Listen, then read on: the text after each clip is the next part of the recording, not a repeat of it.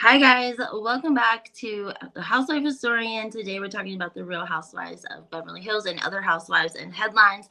This is going to be a quick video today because it's a Monday morning and I have some appointments this afternoon, but I wanted to hop on and talk with you guys about some of the things that we've seen in the headlines over this weekend, including Kim and Kroy Biermann body cam footage from a night in November, I think.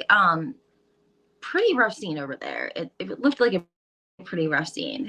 I want to know how you guys are doing, though. If you watched last night's Real Housewives of Potomac, what your thoughts are on the Real Housewives of Beverly Hills. Getting a lot of mixed opinions as well. Before we get into all of that, of course, though, guys, everything in this video is, of course, alleged and for educational purposes only. There's a lot of different things we could start with, but one of the things I wanted to start with was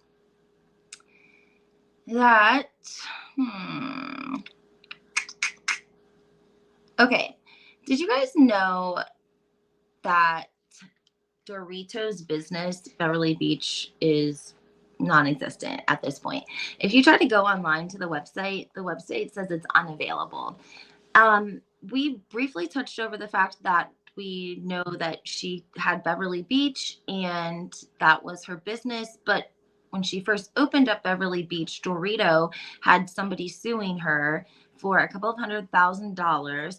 And allegedly he had claimed he was a partner in Beverly Beach, but then they had decided to part ways and she owed him this money and she didn't pay him. And Dorito was actually on a girls' trip with the Real Housewives of Beverly Hills in the Bahamas when a woman chased her down over this couple $100,000. So we have that. Then did you guys know that she was on a flyer for like a live Peter Pan on ice, if you will, sort of rendition overseas in the United Kingdom? I think it was put on by Boy George, and they put Dorito on the flyer and made it look like she was going to be there. And their first show, people were mad. They said they drove, like an hour or a couple of hours or however long that they had assumed that she was going to be at the show or she was going to be playing a part of it in it, whatever. And that was simply not the case. She had only really scheduled to be a part of 2 of the shows out of this whole debut, if you will, of Peter Pan number 2. Let's read what Bravo has to say about it. Sorry, guys, I don't have my comments on. Like I said, I'm going to be really quick this morning. I'm going to come back and do another video. This is just to get us through this morning, to hold us over. So Boy George, now there was a blind item about Boy George. Here's a little bit of a fun fact. The fun fact is with him. Oh no, what happened? Nobody likes to film with him, but the network likes when he's filmed because he's on other shows. I think he does like other contestant shows, maybe like singing shows or something. I'm sure somebody can help me out in the comments. You know what I'm talking about. So he makes money for them on another show. So the network is happy to bring him on to the Real Housewives of Beverly Hills because of the fact that it's kind of helping them both.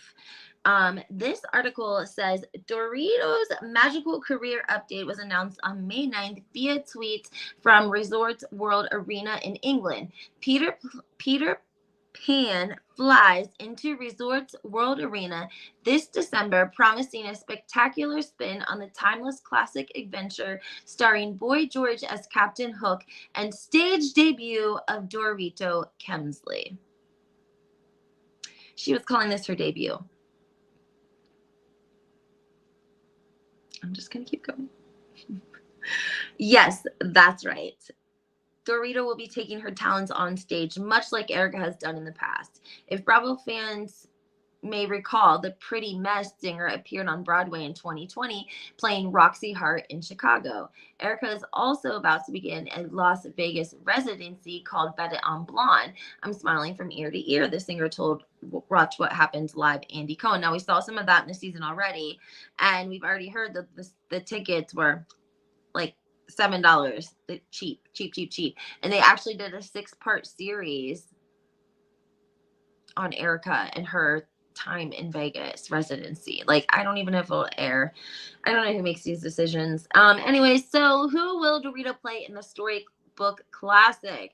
The Tickets Factory provides more info on this website. According to the ticketing platform, Dorito will play a mermaid in Peter Pan, and she's looking forward to slipping on some fins.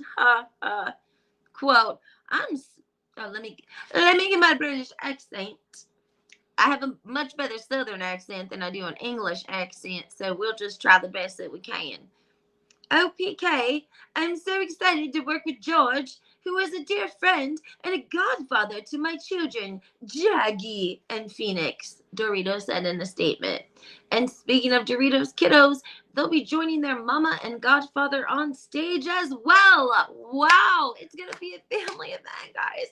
Dorito confirmed in a statement that her little ones will be appearing in the production of Peter Pan's Gang.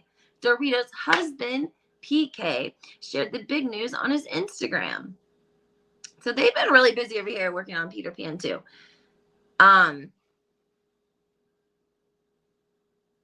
Sharing a look at the production poster, England native wrote, "Yes, it's true. Dorito's stage debut as the mermaid. Boy George is the captain, and Jaggy and Phoenix are the lost boys across the UK." He also listed the performance dates, which begin in December and run through January.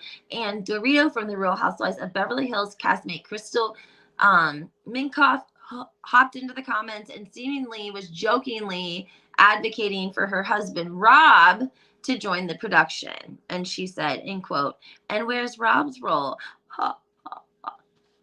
So Dory and PK put this together because PK is allegedly Boy George's manager, and it's called, it's like a Peter Pan #2, a sequel. And they put Dorito on the pamphlet and made it look like she was going to be at every single show, but she was really only going to be at like 2 shows. And they were not clear about that on their website, and they were not clear about that on their flyer. So I think they're going to have to issue refunds, which I was surprised to hear people say, like, we drove like 2 hours one way to see her. I'm like, really? That's interesting. Okay. But like, maybe they're just exaggerating because they're like so annoyed that they bought the tickets and went there to see her. And so they're like, well, you know what? Just add some of my drive time onto my, whatever. So that's what we have about that. I'm surprised she would bring the kids on stage. Are you guys surprised that she would bring the kids on stage? The only reason I'm surprised she would bring the kids on stage is because she has PTSD and trauma. And we've talked about this on so many different levels. And we're going to talk a little bit more because we got to talk about Kyle and Kyle's good friend. I have to talk to you guys about all that. I have an obligation, I feel like. And I'm going to share with you guys some very, very, very personal things about myself that are just part of my story and my testimony, my life. And I just typically don't share them to an audience on the internet because the internet is not a nice place.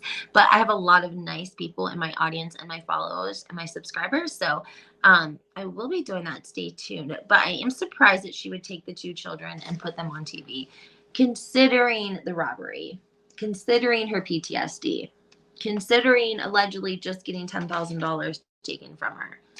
I mean, I'm sorry, guys, but this has to make sense somewhere, and this is not making a lot of sense for me.